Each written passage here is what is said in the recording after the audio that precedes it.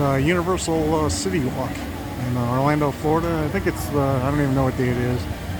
I'll put it in the video description.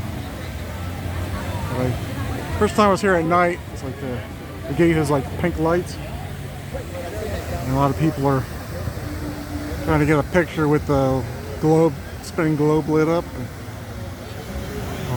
Hard Rock's lit up, and well, the whole thing's lit up. And they're building that coaster there. I don't know what it's called. I call it the Hard Rock coaster because it's right near the Hard Rock Cafe. And there's the Islands of Adventure. I think it's the Pharaoh's lighthouse or tower. It's actually lit up and spins. Well, it's not especially bright.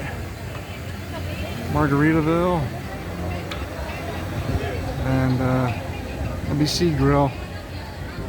Yeah, it's during the World Cup, so they, I'm sure they're having all the World Cup games there on all the different screens. So, yeah, it's just interesting to see it at night. I've never been here at night.